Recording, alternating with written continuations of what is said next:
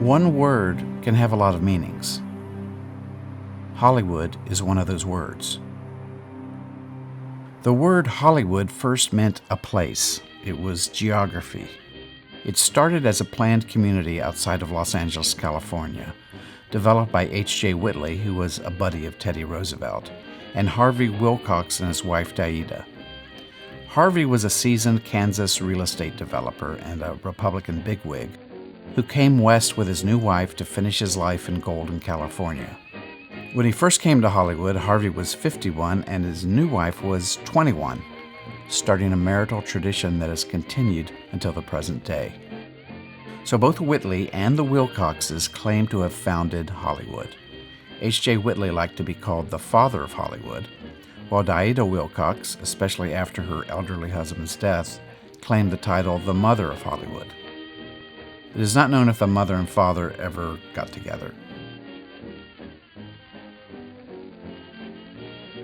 Eventually, a place that was supposed to be a bastion of sobriety and genteel country living became known for exactly the opposite. The word Hollywood grew to mean everything about the American motion picture industry. The word was used to mean whatever you thought about the movies and the people who made them. You could say Hollywood loves sequels, or Hollywood is full of perverts, or Hollywood hates America. People would nod in agreement. They still do. The word Hollywood also means an attitude, one not widely admired, such as, Bert has gone Hollywood, he doesn't have time for the little people. For some reason, I actually live in Hollywood, the place. I didn't plan it, but here I am in an apartment near Paramount Pictures and next door to Raleigh Studios, which is said to be the oldest continuously operating motion picture studio in the world. Although now they make streaming shows here, which I guess is the same thing, sorta. It doesn't matter much how the name came to be. Hollywood has always been about making money, or at least the illusion of doing so. Whitley and Wilcox did quite well, but the real truth is that for all the people that flock here, year after year, making money is the one thing that generally doesn't happen to them. The magic spell the movies cast over people all over the world has always fascinated me. And that spell has always gone hand in hand with an irresistible attraction to fame. And beyond that, an obsession some people have to be famous. That obsession doesn't always end well. Sometimes it feels like the desire to be famous is the Achilles heel of the American dream. Way back in 1990, I decided to make a movie about these things. The idea was to take a small 16mm film crew on a road trip, talking to people across America that had a passion for movies, and to end the film in Los Angeles at the 63rd Academy Awards. I planned to add classic film clips to the movie to comment on and collide with the documentary footage we shot. I called the film TINSEL. Unfortunately, it was the classic film clips that undermined the release of the film. The cost of licensing the footage was many times the financial offers we got for the film. I thought the classic movie clips were an essential part of the film, and because of the money it would cost to clear them, the movie was shelved. Years later, the film lab that was storing all the negative and sound went out of business, and all the original film elements were tossed in the local landfill. A long time after that, the only copy of the film was found in an old videotape format that no one uses today. Beyond the big 1990s hair, mullets, and shoulder pads, it showed a Hollywood that was both completely different from today and in some ways oddly similar. What we didn't know back then was that there was a law called fair use that dealt with this very problem. The law was first passed in the 1970s and allowed small amounts of media that was still under copyright to be reused in new works for commentary or criticism. And in those passing years, the fair use law evolved to allow the inclusion of short movie clips in documentary films like this for comment and criticism. That law allowed the film to finally be seen. So I decided to revisit TINSEL, to dust it off and see what this time capsule looked like from the viewpoint of the 21st century. So here, 30 years later, is TINSEL, the lost film about Hollywood.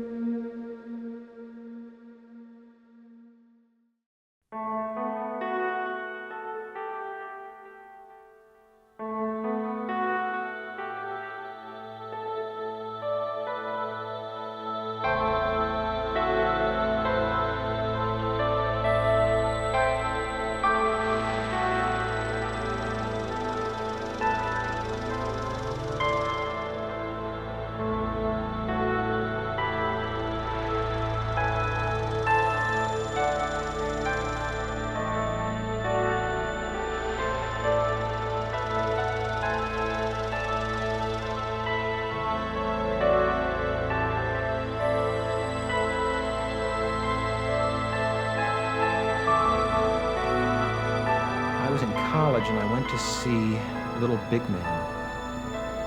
And there's a scene when the troops attack a peaceful Indian village, and you see a soldier take aim at a woman who's running away with a baby on her back. And he shoots, and you see obviously the bullet has gone through both the baby and the mother. You see the blood spurt, and just at that moment the sound went out in the projector. And it was absolutely quiet in this theater at that one moment, and a child, a small child in the movie, in the theater said, "Mommy, they shot the baby." And it was stunning. Well, when I was 10 years old, I saw Stars Born, and I saw Barbra Streisand up there singing her heart out, and I figured, that's what I want to do. I've always wanted to act, ever since I was 2, and A Star is Born has just inspired me a lot more. In Bayonne, New Jersey, public school number 3 welcomes Sandra Dee, an emotion-charged moment for the ex-student who went on to Hollywood fame while still in her teens. Sandra and her relatives have a joyous but tearful reunion in the course of the school's special assembly program.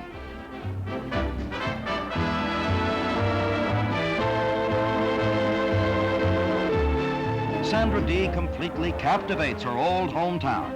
Local girl makes good is big news. Oh, I'd just play, I'd watch TV, and I'd watch other people do characters and stuff, and I'd read books, and when I was older, and I'd say, hey, I want these, these characters to come alive and everything, so that's what I wanted to do. The story I'm writing should be made into a movie because it shows not only the catastrophic effects a nuclear war would have on a country and the people surrounding it, but it also shows what life would be like afterwards, who would survive and who wouldn't, and the effects it would have on the ionosphere and the ground and the land and the ocean. It's acting, that's all I've ever wanted to do, and that's all I will ever want to do, and I've become famous, so I can make movies and I can go up there and be on the silver screen.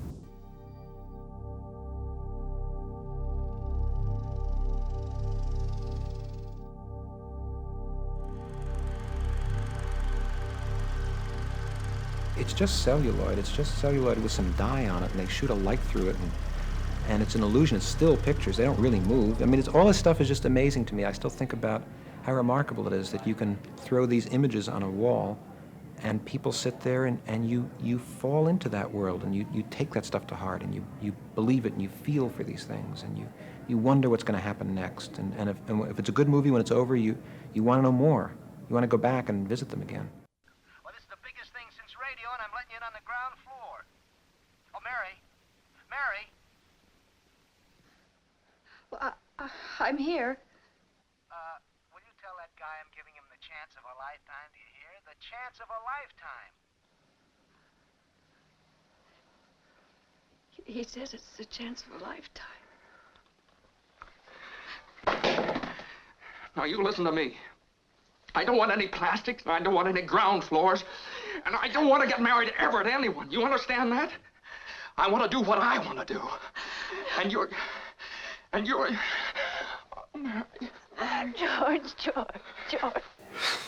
Well, I think that a movie that can make an audience cry, it's a wonderful thing. So you ever hear anybody say, I had a bad cry? They always say, I had a good cry. That release of tension, renewal. It's a psychological bath. And personally, I cry at the no smoking ordinance, some people say, well, how can there be music in the middle of the ocean or a band in the middle of the desert? And I say, what does it matter?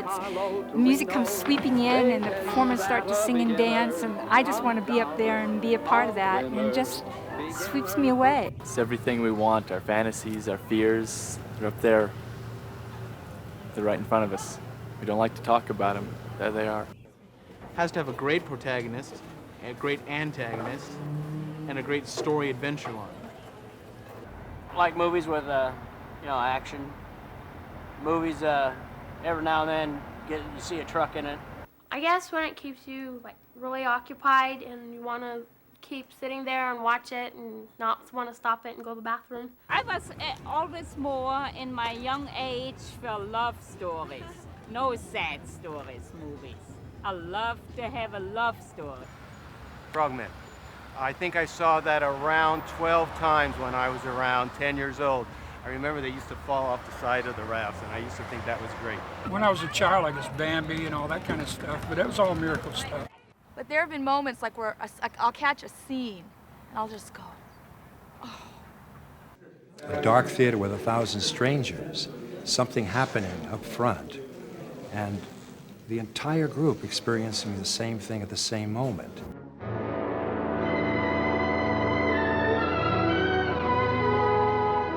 Everyone has two businesses, their own and showbiz.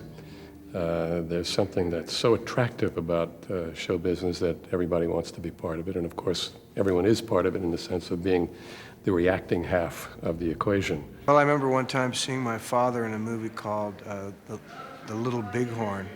He was playing a commander of a U.S. cavalry troop. And at the very beginning of the movie, he gave the famous charge of the cavalry, and yo! And he took about 8 arrows right in the heart. What?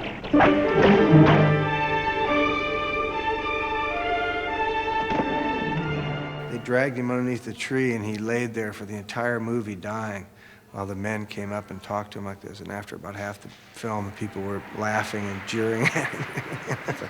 It felt pretty bizarre.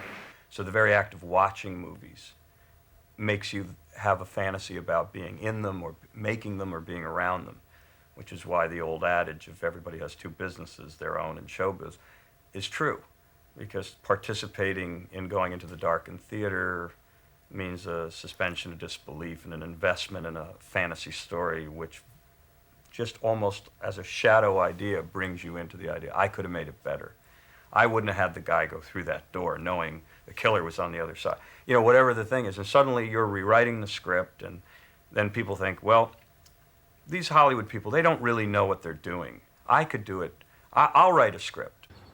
Well, my story is about a boy, a next-door neighbor that goes to feed a neighbor's cat. Well, my movie's called Tube Loop.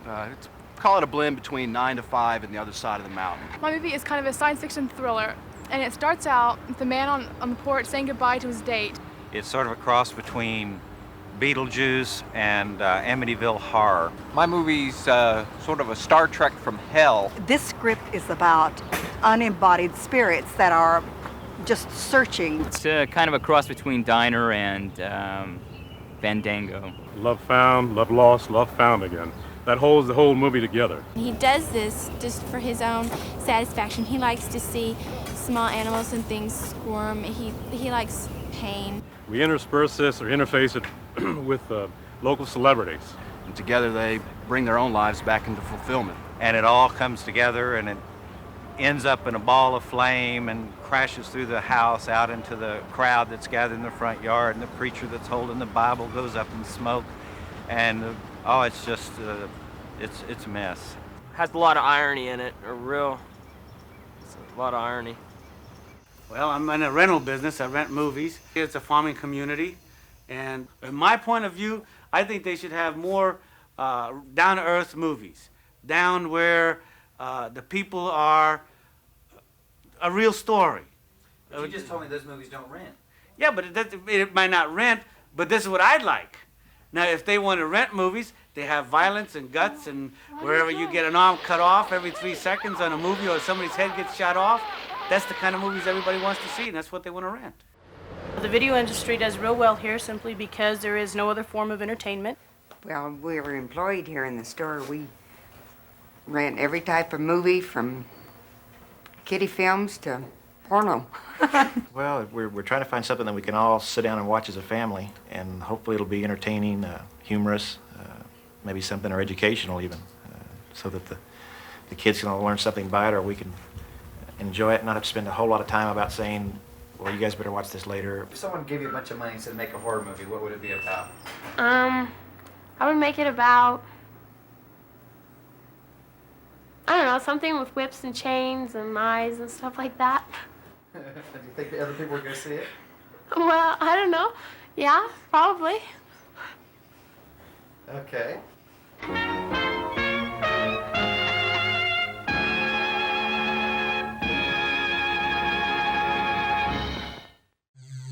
The reason Hollywood became so famous is that by the end of the first decade of the 20th century, almost the entire American motion picture industry was located in this small town.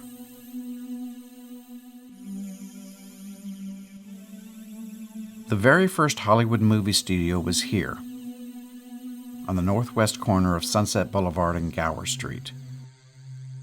There was a tavern on this corner called the Blondeau Tavern. Now it is a sushi restaurant and a coffee shop, and no one seems to be aware of what was started here. When the residents of Hollywood voted to make the town alcohol-free, the tavern was suddenly out of business. The owners leased the building to producer Al Christie and the Nestor Film Company in October 1911. They had just arrived from New Jersey, where the American film industry had started near the Edison Laboratories. So the first Hollywood studio was born in a bar room and grew from there. Within a few years, the town was packed with film producers, taking advantage of the sunshine and a quirk in California law that helped them avoid paying royalties to the motion picture patent companies back east. The sunshine in California was important because it was what made movies possible. Those early film stocks were extremely slow, which means they required a lot of light to make an image. So the early movie sets had no roof, so the sun could light the scene. That's why early movies are all lit with the same bland overhead light, as if every building in 1916 had a glass roof. So it turns out the corner of Sunset and Gower was like the cradle of civilization in terms of Hollywood movies. Across the street from Nestor is where Universal Pictures started, where this Denny's is now. Columbia Pictures was at the same intersection for many years. Now its old studios are called the Sunset Gower Studios. The Warner Brothers built stages and fancy offices a few blocks away at Van Ness and Sunset, where the Netflix Hollywood offices are today. Fox Studio was here on Western Avenue at Sunset and expanded across the street here, where McDonald's is now.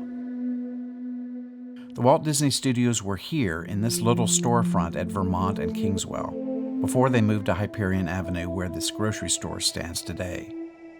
About 100 years later, Disney owns Fox and Star Wars and Marvel and Pixar and anything else they want to buy that is still for sale. This corner, just west of Vine Street, at the intersection of Lillian Way and Eleanor, may be the most important in Hollywood history in terms of fostering legendary films. Metro Studios first set up shop here in 1915, founded by future supermogul Louis B. Mayer and the forgotten Richard Rowland. Metro would later evolve into the mega studio, MGM. In 1916, after signing with Mutual, Charlie Chaplin set up his studio here at the original Metro lot. He was the highest paid person in the world at the time, making more than $15 million a year in today's money. He made The Floor Walker, The Fireman, The Vagabond, and 9 other shorts here before building his own studio on farmland here on La Brea Avenue.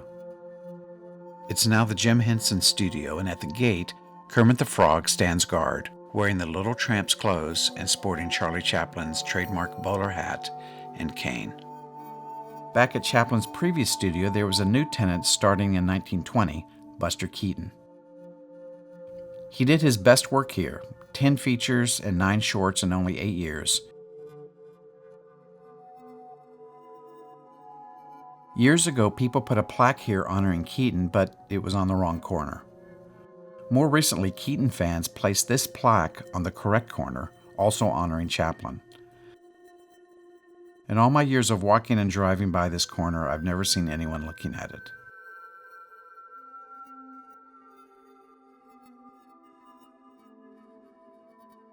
About a mile to the southeast, RKO and Paramount Pictures both set up separate studios on Melrose. Eventually, Paramount Pictures absorbed the RKO lot when they bought it from Lucille Ball, who had renamed it Desilu Studios. However, no one ever bothered to remove the old RKO Globe, which perched on the top of a stage at the corner of Melrose and Gower. It sits there still today, mystifying tourists. Paramount is the only Hollywood studio that has stayed in place since the early days, on Hollywood's southern boundary, backed up against the Hollywood Cemetery. There you will find the father of Hollywood, H.J. Whitley, interred, along with his rival father of Hollywood, Harvey Wilcox, and the man who leased the Blondeau Tavern all those years ago, Al Christie, as well as most of the people that made Hollywood, Hollywood. Today, the original gate at Paramount Studios still stands. It's called the Bronson Gate, and it looks the same as it did when William Holden walked towards it in Sunset Boulevard in 1950.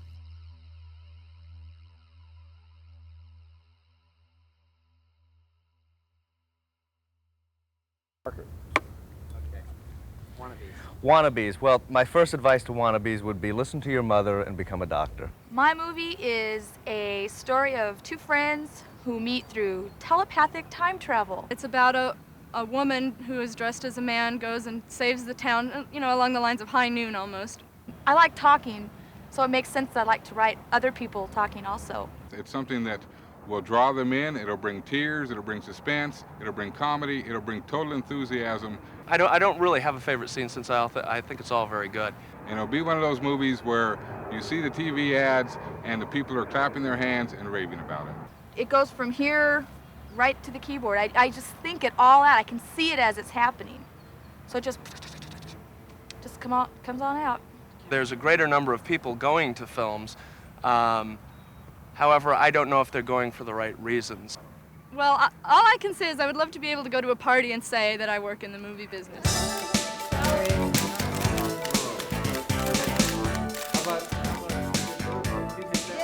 What goes through my mind is that I hope it's going to be a big hit in Hollywood. That's what goes through my mind. I'm going to keep my bank manager happy. Because why do we write? Professional writers, like Dr. Johnson said, we write to make money. Writers are spinners of dreams, and the movies are all about dreams. And we hope that a lot of people will come and see our dream. If the public demand to see you and have you as, you know, for entertainment, that's equal fame, and there is many of them here in this city. Of course, it's you know, very exciting that people come in and rushing in, and the bodyguard and the security usually try to keep them away, but that's part of the game. You know, they like it, although they do, you know, pretend that they don't. Once you have a fame, money will come, you know, with it. And answering your question, yes, I'd like to have fame first. To marry someone very famous or very rich? Famous. Why is that? So then you both could be famous and then you both be recognized. And it'd be neat. Before you lies the most glamorous city on earth, Hollywood, California. A city where men and women skyrocket to fame or plunge to oblivion. What happens amid the glamour of such famous gathering places as the Ambassador Pool, the Trocadero on the Gold Coast of the film city, at the Brown Derby where famous stars meet, or in the gay setting of Santa Anita Park? It's all a part of fantastic Hollywood. Hollywood at playtime. Here behind the walls of Selznick International Studio, we see Hollywood at work. A new Janet Gaynor is in the making. All who you know. It's who you know and where you go. That is the Hollywood mystique. And I'll tell you what is actually behind the Hollywood mystique is it's the glamour, the fame, it's the, you know, just, it's the fame. I think people just go kind of crazy, quote unquote, over the fame and the glamour. You see what my life is, Llewellyn. Not a minute to myself. I work, I slave, and what do I get? Money, money, money, a ridiculous fortune. Oh, I do hope you'll tell every girl to stay out of pictures, Llewellyn. My dear, I've been telling him that for years, but the glamour of Hollywood's too strong. But as I was saying, I would not mind doing a little acting, you know, and you know, any kind of acting, you know. Sounds really nice, as long as it's, you know, within reason. I do not do pornography. I will not do porn. But I think what really pushes everybody is it's some of your self-satisfaction, especially me being an athlete at one time, and you're always used to being in the limelight. And so I still want to stay in that particular limelight, and that's what generates me usually to push for. It's not the money or the glory or anything like that. It's just the self-satisfaction. Oh, that's a good answer. Sex sells, you know, sex sells, but I'm not really interested in the sexuality of, you know, sexuality of, you know. Well, I'm an aspiring young musician. Just like everybody else in this town, I'm aspiring to be a part of the entertainment industry. He told me that they were doing a movie called Attack of the Killer Tomatoes. And we got to go down on the field and then go out into the parking lot, stomp on all these tomatoes that were out there. And they did a pan shot, and they got my face in it. So now when I can see myself, I say, hey, that's really neat. You know, I finally got to be in a movie. My first entree into the business was loading trucks. Sweeping sets at $35 a day, or less than that even. Anything at that point. It was like, you know, I couldn't get a job if I had a fistful of hundreds. Say there, kid. You better take another one, Joe. Look, Bowers, take your hat off. And be waving it. And smile. Give us a big smile. One of those, hello, California, I'm tickled to death to be here. Can't tell. You might like it. It's not as it appears. It's a city like any other city. There are people out there that'll take your eye out and eat it for an olive if they had an opportunity. I don't know. I don't think there is a real Hollywood anymore, except in the minds of a lot of agents. This is a town in which a 6-point earthquake can hit and everybody goes right back to work like nothing happened. This is Los Angeles. And that, by the way, is why LA is so weird, because the earth moves here on a regular basis. And there's nothing solid to base your life on. There is no solid ground in Los Angeles. You can't tell. You never know who's who, okay?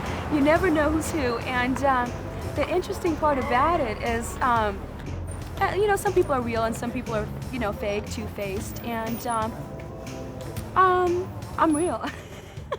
I've never taken orders from anyone. As long as I live, I'll never take orders from anyone. I'm young and strong and nothing can touch me. You never know when the person who was sitting next to you who's out of work today will be the studio executive of tomorrow. That's how fickle this wonderful business is. In the mornings, of course, for breakfast, we're in one of the best places. The Bellage Hotel has a pretty hot little spot down in their coffee shop. You can see the wheeler dealers of Paramount usually down in the Bellage Hotel. And then if you hop a couple of blocks away to Hugo's on Santa Monica Boulevard, you usually see half the people out of work, half the people in work, the people out of work trying to eye the people in work, you know, and walking past their tables and trying to get in between some conversations, trying to hear who's doing what. When the sun starts setting here, we have the Le Domes, the Spagos, the Chinois, the 72 Market Street, the West Beach Cafe. First of all, you have to know the maitre d'. You have to know somebody in order to get a reservation in one of these places to begin with. And then once you're there, you want to get up a lot. You want to be going to the bathroom, you want to be going to the phone. I usually try to get my secretary to call me there once or twice. You know, it's Mr. Sheffer, you know, and then they call you over, and it's like everybody knows you're at least working. At least you've got something going on. And that helps a lot. And then if you're really good and you do it well, you pay the valet guy to come in and mention how your rolls was just hit out in the lot. You know, Mr. Sheffer with the rolls, would you, you know, and that usually gets some people knowing that you're working. And if you create the illusion that you're working, people for some reason or another give you projects, give you stuff to do.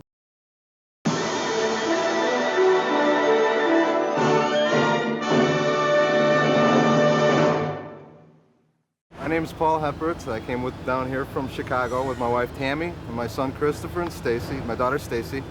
And we're here at Universal Studios, and we're having a great time here exploring the innards of movie making. This is a place where you get to see behind the scenes of movies and what special effects are. I don't know, it's real exciting. It makes you get the bug, you know, to want to get in front of a camera.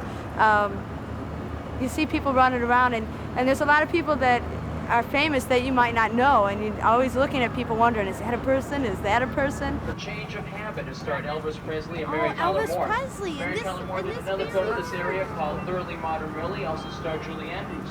Julie Andrews did another film in this area called but it's all very, It looks very, very old. It is. It's not really, it's only a facade. That means a fake front. A A false front.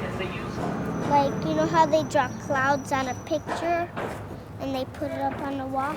Well, they do that and then it looks real. Was this what you thought it would be like, how people make movies? Yeah, sort of.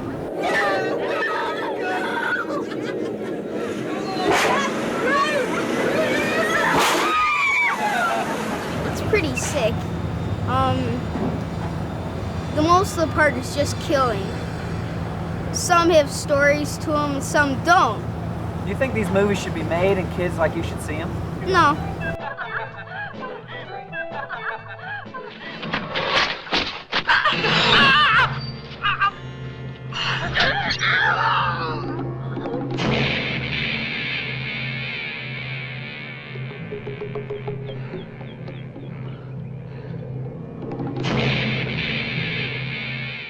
Here we are in Hollywood, folks. We're going to be taking a tour of the Stars' homes today. We'll be going along Hollywood Boulevard, show you the Walk of Fame, take you up the Sunset Strip, show you where some of the rock stars hang out from, and then we're going to go up to the Pink Beauty, the Beverly Hills Hotel. Maybe we could have tea with Nancy and Ronnie up in Bel Air. We'll bring you back down along Rodale Drive and show you where all the stars shop, and then show you the Hollywood sign up on Motley.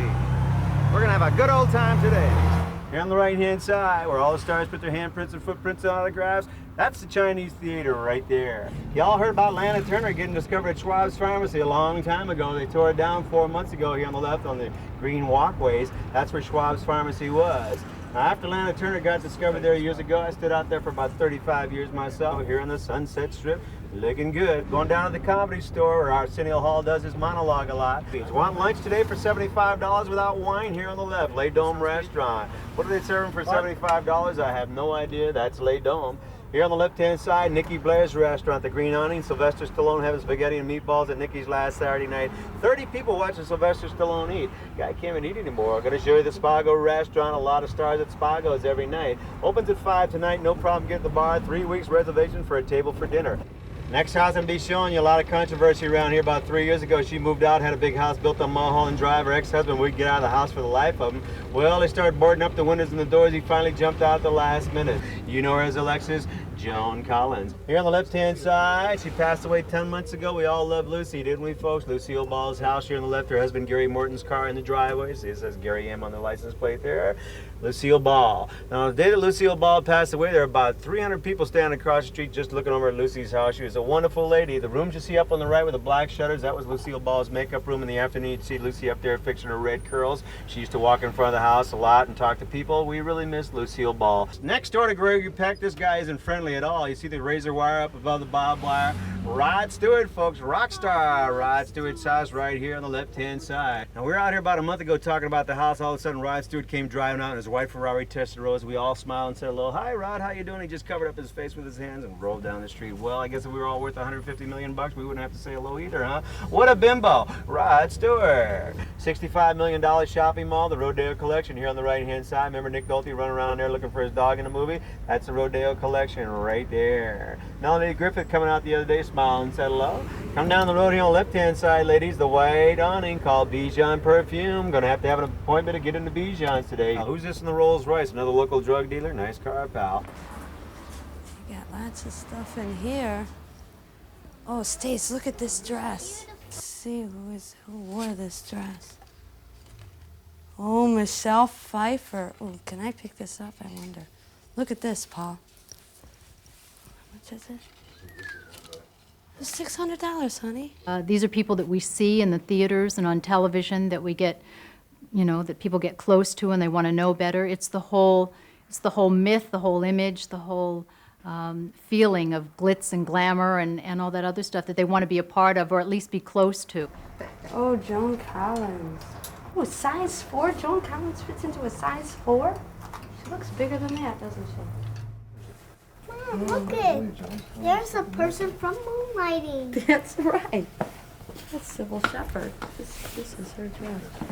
$800. Look at that. No way would I be able to wear that, huh? So we have Priscilla Presley, Farrah Fawcett, Mary Hart, Prince. We have a gown that Michelle Pfeiffer wore in the Baker Boys. They just love it. They get to touch it and feel it and take home a piece of clothing or jewelry or shoes, any kind of accessories that we sell here and show it to their friends. I think it would be neat to buy something and take it home, and you can take a piece of Hollywood home with you. Do you feel like some of people's fame might, I know it doesn't actually rub off on their clothes. Yes, but it is that how you does. feel? Oh, yes, it does. It rubs off on the clothes. It sure does. It rubs off on the clothes and it rubs off on the people. Well, I find a little bit of pride of ownership knowing that you've owned maybe Jack Nicholson's boots or They've got anything. George Michael's boots on. I would love you if you just wear George Michael's boots. No, thanks. Yeah, this is Cinema Collectors. We're in Hollywood. We're a movie collector's store. We sell photos, posters, magazines, books, just about anything a movie fan would want. And I don't understand quite what people do with them all after all these years, but they sure collect them. And everybody in the movie could be dead, but they're alive. Just that one time you watch it, they're always going to be there, and that's magic. Well, I guess Marilyn, Bogart, James Bond. I don't know, whoever's new and hot at the moment usually too. It's almost like it's hard to take Marilyn Monroe as a person anymore because we see her image everywhere. Yeah, I guess so. I don't know, I just look at them as pictures, I guess. One of the most famous stars in Hollywood history is dead at 36. Marilyn Monroe was found dead in bed under circumstances that were in tragic contrast to her glamorous career as a comic talent. She never let her personal feelings interfere with her job, and she was the idol of the GIs, the animation of foxhole dreams. She never died. She never died. I think she just became more famous. You know, I don't think it meant to be for her to live that old, because people remember her for her young, beautiful self. She's like Elvis. You know, Elvis, when he started getting older, he kind of started, you know. What do you think about getting older? I'm planning to grow old gracefully. Yes, I am, and it feels good. And you know, so I think I'm gonna die young as well, but not as young as that. Maybe 60, 75, 80.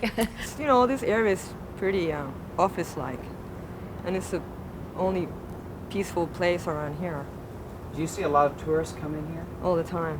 And what do they do? Mainly they stop and see Marilyn Monroe. I'm not from here, I'm from Caracas. And down there my name is quite unusual because my name is Natalie. So since I was a little kid, I always have to say, well, you know, Natalie, like Natalie Wood. And they would say, oh, okay, now we know your name. But one day I came down, actually it was the first time I came down to have my lunch here. And I was sitting on one of the benches and I saw this tomb with a lot of flowers. So I just, you know, walked by and stopped to see who that person was buried there. And I was quite surprised to see that it was Natalie Wood. So I said, oh, there you are, I finally meet you.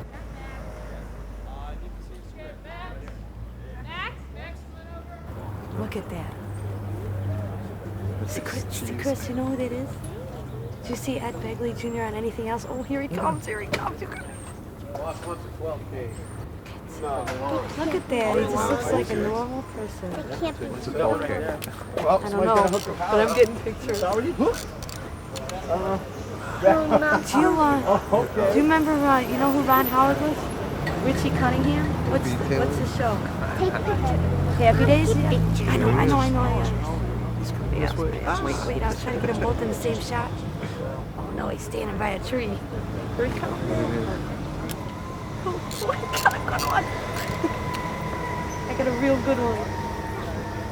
You brought him over. I can't believe it takes this many people. There's so many people here. I mean, there's people running around and people with lights and the big spotlights and people sitting on the curbs and everything. This is great. This is great. And look at in the neighborhood, nobody's looking out their windows. This is It's just like normal. an everyday occurrence over here, you know? It's unbelievable. Like, I'd be out here just hanging around. Yeah, look at these big lights. It's Look fantastic. I could spit on Ron Howard right now. He's so close. Yeah. Every time you ever get to see him back home is when he's on TV. Now it seems too hard. I thought it'd be really easy, but now it seems too hard. It's amazing. It's a lot more than it looks on TV, I'll tell you that right now. You can see all the work that's put into it. Time after time it takes to get one scene done right. It's a lot of patience. It's fantastic though. It really is. Just to get this far with everything, it's just see behind the scenes. There's really no words can describe it, really. A lot of people get paid a lot of money never to grow up. I mean, this can be fun. It can be really hard work, but it really can be fun. The taste of the glamour is when you're working on a movie and you're on location and the people who are on the outside looking in are curious about what it's all about, and you know that at the end, whatever you're doing, whether it's getting up at 4:30 in the morning and working 16-hour days, is getting up to be in a picture on the screen that millions of people are going to see, and your name's going to be in credits at the end. That's the glamour. A lot of people are going to get to see your name, and you want that. It's just something, I don't know what it is that makes people want it, but I want it. I like it. I don't care how much mud or shit you stood in, or how miserable you were. You get all cleaned up and you put your suit on or whatever it is, and you go to the premiere and you say, hey, that's my picture up there. And there may be 300 people who are sitting in there saying, hey, that's my picture. Because every person believes it's their picture, and rightfully it is, because everyone, that's a collaborative effort. That movie came about because of everyone, not because of one person. It's a lot of fun, and it's permanent. It's permanent, it's forever. The world premiere of The Warlord, a new Universal Pictures production that weaves the love story of a Norman knight and a village girl against a background of violence and warfare during the Dark Ages. To come back to the present, have you ever seen a prettier billboard setting? Tell me what you learned on your trip here to Hollywood about movies. What did you learn? That they're fake. You get to see stars and directors who just pass by you and, well, and they look at you like you're a regular person that just fits on a set somewhere along the line. I don't think it's all as glamorous as it may seem. It seems to be a lot of hard work. I've seen a lot of hustling and a lot of running around, and a lot of things depend on timing and the right light and all the, everything's got to be perfect. And I think that that's just a little too much work, and the glamour's there, but I don't think it's glamour. Everybody has to go home by themselves at night. One thing I like about this old neighborhood is all the ghosts of old Hollywood. All the spirits of past productions swirling in the air. In the early silent days, they just shot wherever they wanted. No permits were needed. Hollywood was mostly made up by the occasional cottage surrounded by empty lots and dirt streets. It was like a free back lot. Back in 1914, the Fiction Players Film Company from New York bought a farm right here, where Raleigh Studios stands today, and they built a stage. Everyone from Douglas Fairbanks' Zorro to the Adventures of Superman to Gunsmoke to Whatever Happened to Baby Jane was shot here. Now Netflix has rented the whole place to use as their personal Hollywood studio, and I guess as a billboard as well. But this corner here, Melrose and Bronson, has a special meaning for me. I found an old photo in a book showing Mary Pickford and her mother standing on this corner back in 1915. It was just a split second in time. The setting sun casting long shadows behind them as they looked west. Mary and her mother not even aware the photo was being taken.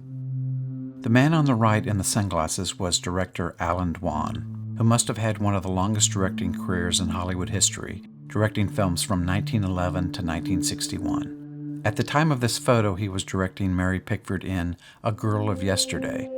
That movie is now lost. No one alive has ever seen it. Pickford was 23 years old and the biggest movie star in the world at that moment. They are all gone now. The trees, the grass, the buildings, the people.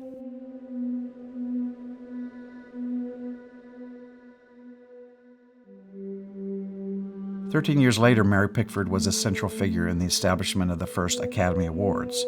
The very first awards were held here at this hotel near the Chinese Theater on Hollywood Boulevard. She won the Best Actress Award herself the next year for Coquette, her first talkie, still playing a teenager at age 37. I told you everything. Don't ask me anything. No. Try and compose yourself. Good evening, ladies and gentlemen. Welcome to Suspense.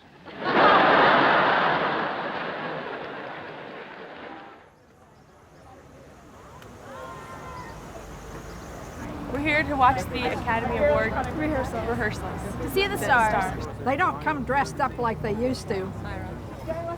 This is my 29th year for coming to take pictures of the stars as they go in. One year Angie Dickinson came here and she talked to us for a real long time, gave a lot of autographs, Mickey Rooney, and I think my biggest thrill in coming here was seeing Laurence Olivier. He didn't stop and give autographs, but he stood, you know, so people could take pictures. This is Jessica Lange's autograph. And was it easy to get? Was she nice? Yeah, she's really nice. Show me what else you have in the book. Okay, show them. We got, these are all the people that showed up. We put what time they showed up, what they're wearing, what kind of limo they came in, And what are the stars for? their personalities. Over here. 1 star is rude and impolite, they just ignored everybody.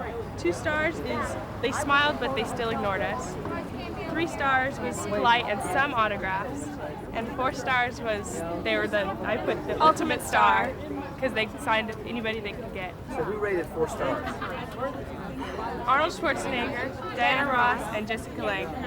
Who rated the worst so far? Michelle Pfeiffer, definitely. She was very rude.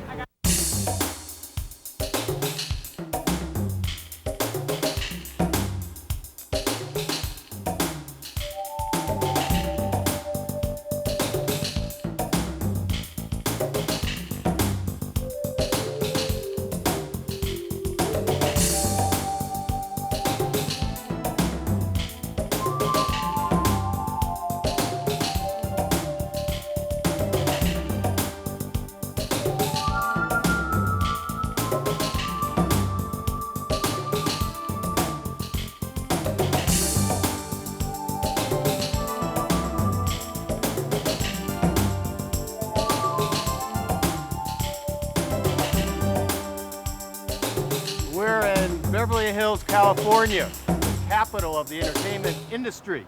And right here is CAA, which is an agency that's having a party tonight for Jane Fonda. And I'm here to park cars. We're a very social town. There's parties every night of the week. People say, oh, I know you're busy on Saturday and Friday or Sunday. What do you do Tuesday? I'll do 6 or 7 parties. So every night of the week, and I'm not saying, well, every night of the week. And here, look at this man right here. This is, we go back when I was parking cars. Hi. I'm wonderful. How are you doing? I'm doing real well. The best. I will wrap. That's what this has done for my life. People like him who are celebrities. And that's how nice it's been. That's the entertainment industry has been so good to me, and they're all now my friends. Well, not all, no, but a lot of them. Well, it's 7:05 on Sunday night. We're at the bleachers for the Oscars. Starting to get a good crowd here now. I've been coming for about 6 years, and just pretty much get out of work for a day. Well, I'm a photographer. This is my 7th Academy Awards. What kind of has become a tradition for me is we have pictures of the celebrities, and I've been coming in the stands and kind of letting people buy pictures of the different celebrities. People stay out, we all bring food and share blankets and tell jokes and sing along songs, so you know, it's become kind of a group thing. I come from Italy, and it's the second time coming here for the Academy Awards, and I came here just for a while, just 5 days for the Academy Awards. That's so crazy, you know? We've been here since about 8 o'clock this morning. We're from Huntington Beach, California. We're native Californians, and this is the first time we've ever done this. And these are my children. Something crazy like this. Something crazy like that. Me too. So who do you want to see the most? What stars? Michelle Pfeiffer. Tom Cruise, Mel Gibson, Jack Nicholson, and Jack Nicholson. Tom Cruise. Tom Cruise. I came here last year when it was at the Shrine. I came for the sole purpose of seeing Tom Cruise. And how was he? He was cute. He was cute, and everybody knows I love him, and it's a big joke. Look at the guy, you know, like that. If we could both look like Tom Cruise, hey, right? We'd both be happier. But anyway, no, Tom Cruise, and I have some pictures of New Kids on the Block for the 15 and under age group. There's a lot of responsibility that goes with being famous, and there's a lot of responsibility that goes with being a human being. And I think the fact that you are being made famous, you're being made famous by the people. They make you famous. Nobody else makes you famous. The people make you famous. But they have to believe that it's not real completely, that the spotlight may be gone from their aurora later. You know, they're hot at one time, may not be. And they shouldn't really believe in that image that they're gods. You see, that's some stars do. And they run away from us. They think they're bigger than they are. On screen they are, you see, but in real life, they're not. Hollywood's biggest night of the year, the Academy Award ceremonies at the Pantages Theater. Returning to Hollywood after 10 years' absence, Ingrid Bergman attracts an extra measure of attention among the dazzling roster of luminaries on hand. Janet Leigh and Tony Curtis are others of the hundreds of stars and celebrities present for Hollywood's own accolade to its finest.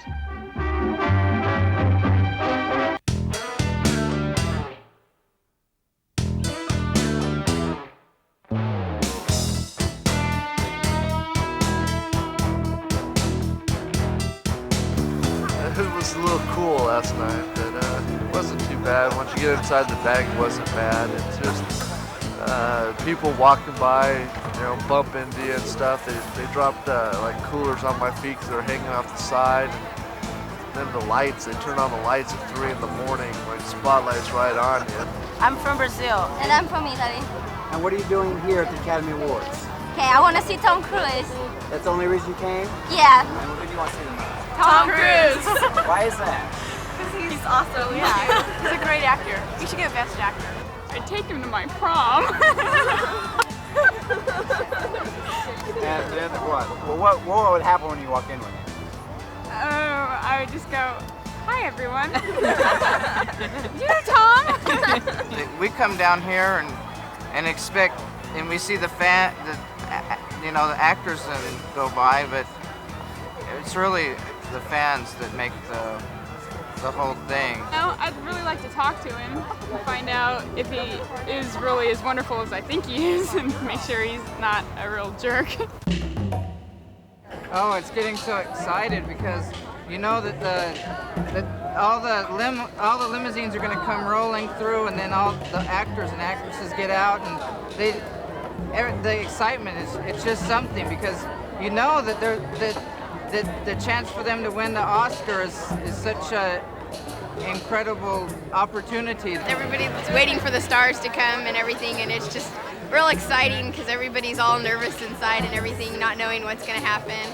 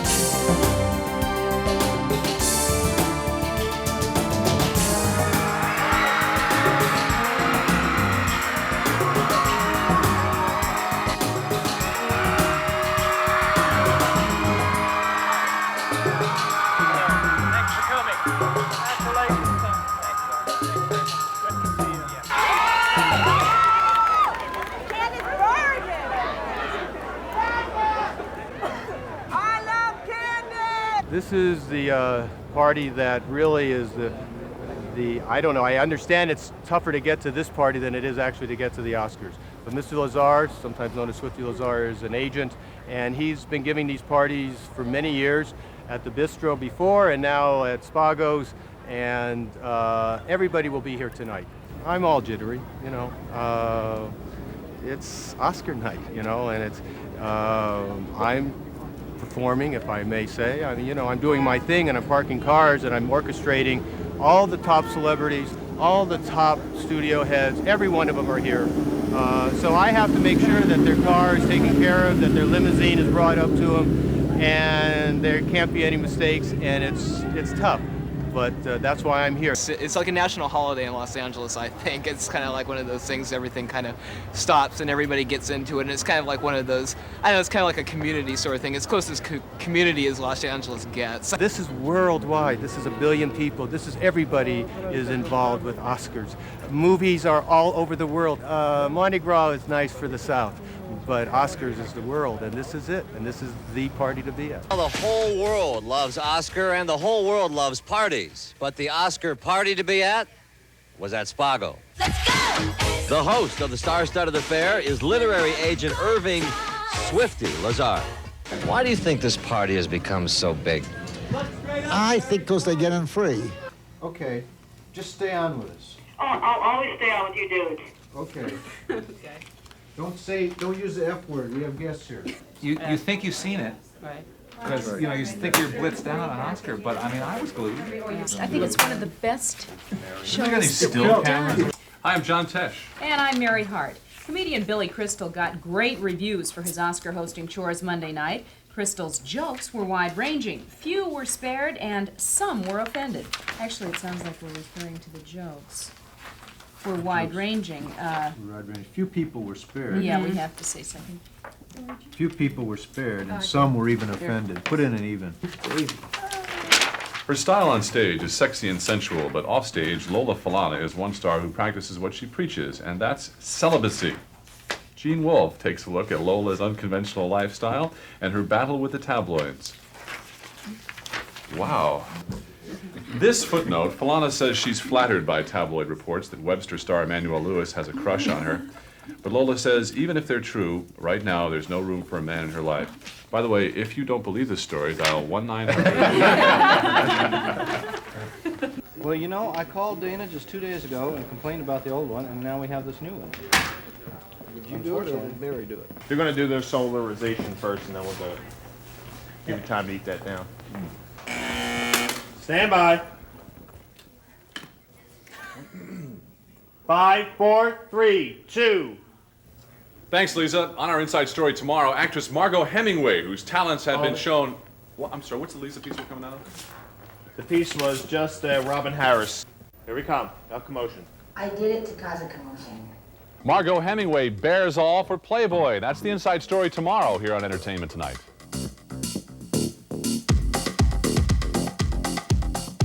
Coming up next, Lola Falana, the sexy star, sets the record straight. No way is she going to become a nun. I think when it gets down to it, as much as people want to know about the personal details of stars' lives, they also want the illusion, because they want that man or that woman to have an existence that's totally different from theirs. And what you'll see here is that we deal with maybe 4 cameramen and a director who's not even in this room. He's in the other room. So you don't think of, I don't anyway, I don't think about what's out there. 5, 4, 3. But I don't think there's anything to apologize for. Oscar host Billy Crystal's jokes were heard around the world. But not everyone laughed. This is Entertainment Tonight for Wednesday, March 28th, 1990. That's a bye, set for the walk-on. This is Entertainment 5, Tonight 4, for Wednesday, March 3, 28th, 2. 1990.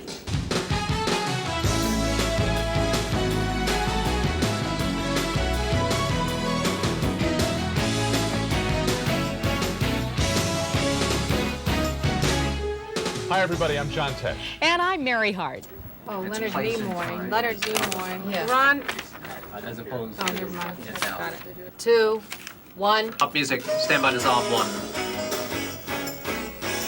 Stop. Cue. Leonard Nimoy is fast becoming known Stand by more as a playback movie BT director than as 13. an actor 80 who first. made 20 Done years 13 famous. here, okay?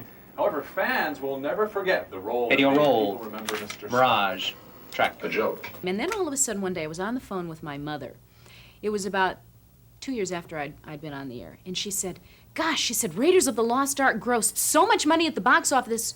And I knew right then and there that we had the potential to become an institution in the business, because my mother, who is from mid-America, was quoting me box office figures and, you know, even using the lingo. In taking people inside and behind the scenes, that's what perpetuates the fascination and the myth and the things that people want to think about Hollywood or think about show business, because we show them just enough to make them want to believe, and they do believe.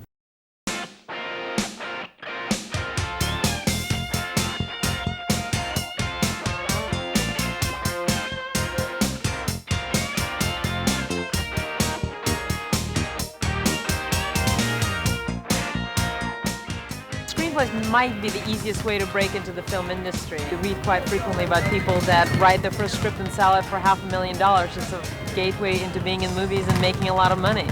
What I do is I register material that's been sent in through the mail, and I review the material and try to determine whether it's a screenplay or a teleplay. And a dead giveaway is when you see foul language, so you know it's not for television. You know it's not for CBS or ABC or NBC. You know it's for theatrical release. You see over here, I'd say it's about a good month's worth of material that's coming through the mail. And it comes in from Florida, Washington, California, of course, France, Mexico, all over the world. They'll send in a script and they'll call back 2 days later and say, well, have you sold my script? And we tell them, no, that's not our job. We're just a legal depository of their scripts. But do you say it nicely? Oh, I say it as nicely as I can. But the 50th time you get that question in a day. Sure. After a while, it just becomes rote, but you still have to have a smile in your voice, because these are, as my father said to me, no matter how unrealistic a person's dreams may seem, it's their dreams and you should respect them. So you have to pitch to somebody, a producer or a story editor who usually has 50,000 things on his mind. His attention span is, you know, like that of a jackrabbit on angel dust anyway. And you're trying to hold his attention by selling him a story that's better than the other 50 stories he's heard today, and which are all jumbled up in notes on his desk. I'm hit and miss on pitching because, I mean, one of the reasons I'm a writer and not a performer is I get nervous. And it depends too, because it's a little bit like tennis. If you're pitching to an idiot, you're going to break out. You can see it. They look like they smell something bad when you're telling them the story. They start going like this. And then you go in and you look at somebody's face and you realize they're not going to get it. But you still have to be enthusiastic and try to sell it. And you kind of just see a lot of times you just kind of see their eyeballs roll back, or they pick up a phone call, or they'll say, like, hold that idea. You literally get like 2 sentences in, and the guy goes, no, we're not doing that. What else do you got? You know, and you want to leap out the window or something at that point. The first fellow we pitched it to said, wait, stop right there. Everyone on Earth dies. Who cares? Go on to the next story. We thought, bad idea. Later on that day, we get to that part of the story. He says, that's fabulous. Everyone on Earth dies. How important these people's lives become. Just what a great idea. Go on. Now, the important thing to remember is both of them were probably mistaken. Somewhere in the middle, that was the truth. And it's very easy to get swayed by their title, by the fact that that their shoes cost more than you made last month. There's a lot of great writers who are nervous wrecks and can't pitch to save their life. Because most people become writers because they're very shy, quiet, retiring people, and they like to hunch behind their word processors and just type and tell the stories, and they don't like to get out in the limelight. And yet when you sell the story, you've got to, it's a show. You got to put it on. You got to say, and this happens, and the dam breaks. No other business are business decisions of such massive scale and importance made on, the whims of, if the guy had a bad lunch or he got in a car accident that day, you're out of there. Forget it. All right, Gillis, you've got 5 minutes. What's your story about? It's about a baseball player, a rookie shortstop that's batting .347. Uh-huh. Poor kid was once mixed up in a holdup, but he's trying to go straight. Uh-huh. Except there are a bunch of gamblers that won't let him. So they tell the poor kid he's got to throw the World Series or else, huh? More or less, except for the end, I got a gimmick that's real good. Uh-huh. You got a title? Base is loaded. There's a 40-page outline. Call Rita's department. Find out what they have on bases loaded.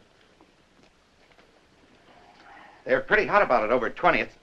Except I think Zanuck's all wet. Can you see Ty Power as the shortstop? You got the best man for it right here in this lot, Alan Ladd. Be a good change of pace for Ladd. And there's another thing. It's pretty simple to shoot. Lots of outdoor stuff. I bet you could make the whole thing for under $1 million. Excuse me.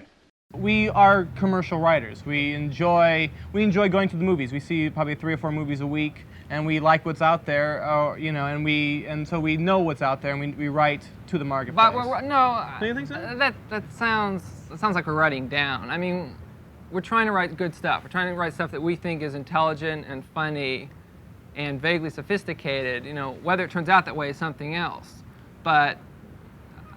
We're not writing down to the marketplace. We're not saying, oh, this is going to be commercial. Someone's going to want to buy this. We've never done that. Right. We've always said, this would make a great movie. This is a funny premise. This is an interesting character, and you go from there.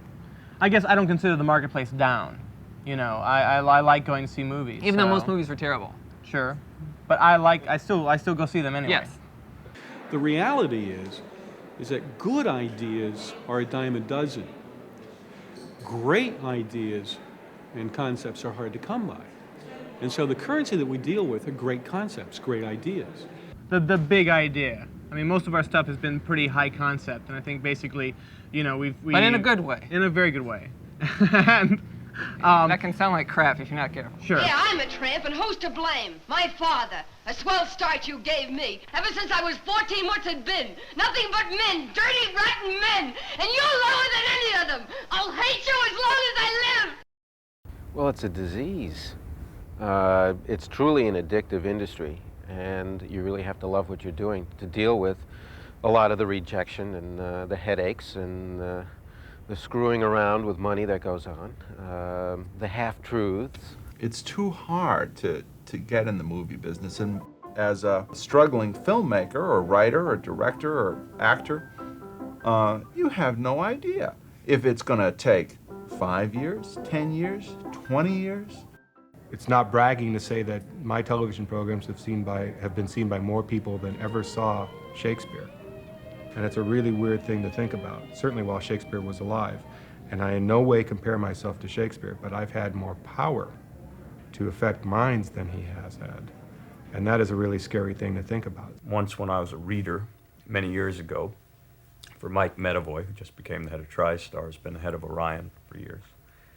I was sitting in this cubbyhole, and I had tons of scripts to read. I had just gotten hired, and I was my first job, way behind. And I pulled a script out from the slush pile, and I had these rules, like I'd never read 2 scripts in a row that had yellow covers, and you know, this mounds of this stuff. And I started reading it, and at first it looked like it was going to be an action picture, and then I started reading it, and then it took this other twist, and then I kept reading it and twisted, and it went this way, and it went that way, and it went the other way. And finally I got to the end, and I said, holy crap, I have just read The Great American Screenplay. And I was 23 years old, and I think it was probably the 8th screenplay I'd ever read, but I was convinced it was great. And I went running down the hall to Mike, and I said, Mike, this is The Great American Screenplay. This is the greatest script ever written. And he said, give me 2 pages on it and leave. So I went back and wrote up my little synopsis, and I went running back and go, Mike, this is going to win the Academy Award, Mike.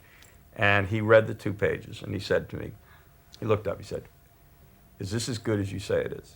Because I'm about to call a studio and sell it. And if I send it over there, and I'm embarrassed because it isn't the Great American Screenplay, I'm going to fire your ass right out of this office. How good is it? I went, gulp. It's the Great American Screenplay, Mike. And by the end of the week, it had Redford and Newman, and it was The Sting. I wrote the first draft of Rambo, and I just did it. I was living on dog food at the time, and I needed a gig, and I wanted to finish a spec script I was writing, and they called me in, and they had this idea about what they should do in the sequel to First Blood, and I said, well, how about if maybe he searches for POWs in Southeast Asia, back in Vietnam? He said, great, let's do it.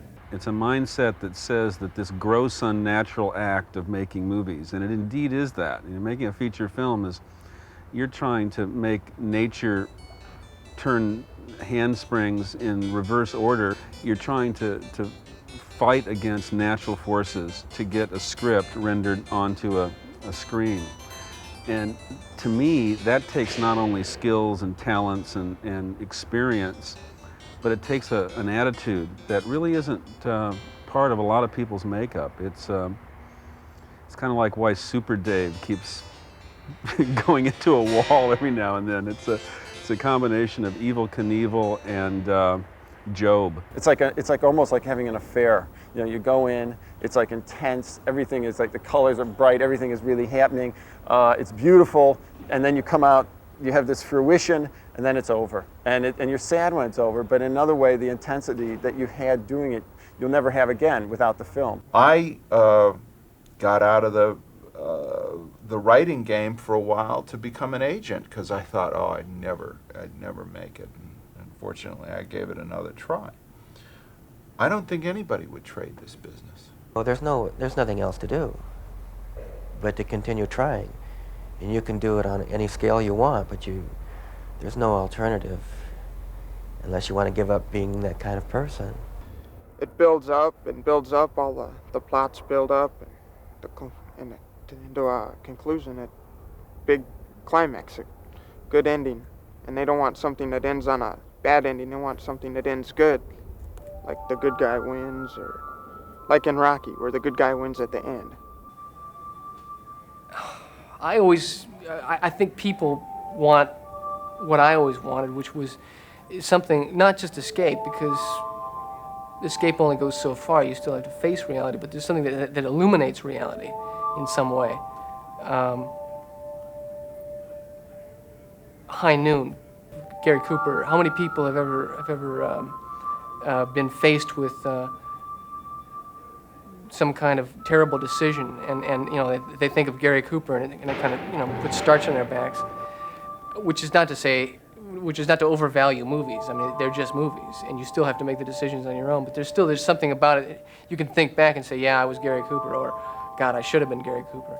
Dreams will come true for me and you, somewhere in dreamland tonight. I'll see you somewhere in dreamland, somewhere in dreamland tonight. Dreams will come true for me and you, somewhere in dreamland tonight. Why do you think people like movies so much? Because there's nothing else to do. So the question is, all these years later, what has changed? In 1990, no one had mobile phones, much less powerful networked mini-computers in their pockets. There were no social networks, no instant messaging. Today, narcissism and the cult of celebrity are the twin testicles of the apocalypse. They taint every bit of media that flows into our eyes from the multiple screens we feast on daily. They dominate modern society like the medieval church dominated the Dark Ages. Today it seems everyone is a narcissist, and everyone is a celebrity, or they can be in some small way. Today your average 12-year-old has more posed photographs taken of them and broadcast to the world in a year than Marilyn Monroe did in her lifetime. More by multiples. It is estimated that by the end of the second decade of the 21st century, more than 1.5 trillion photographs will be made each year. That's 125 billion photos a month, and a very large portion of those photos are of the photographer's favorite subject, themselves.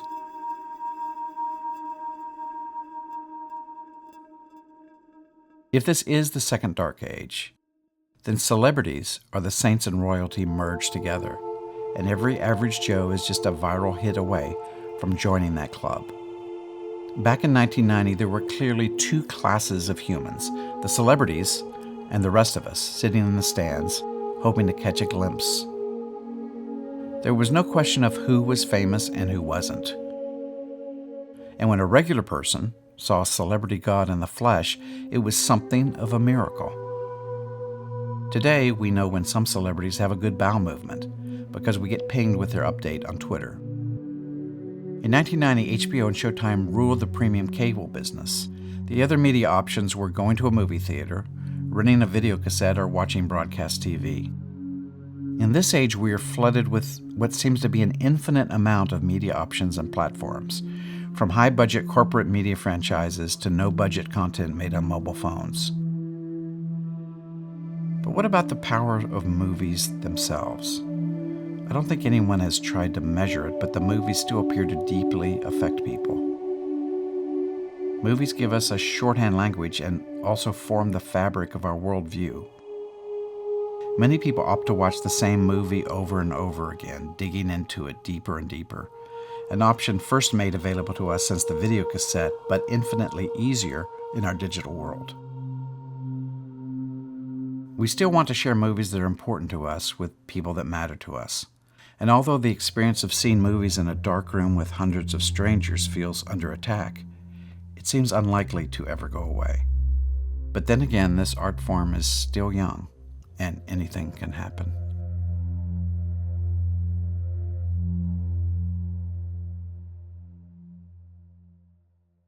I'm looking at the world through rose-colored glasses. Everything is rosy now. Looking at the world and everything that passes seems of rosy hue somehow. Why do I feel so spry? Don't wink your eye. Needn't guess, I'll confess, certain someone just said yes. In a bungalow all covered with roses, I will settle down, I vow, because I'm looking at the world through rose-colored glasses, and everything is rosy now. I've said goodbye to Mr. Sorrow. How do you do, Mr. Joy? No need to worry about tomorrow. Look at me, and you'll see a soul as happy as can be, because I'm looking at the world through rose-colored glasses. Everything is rosy now. Looking at the world and everything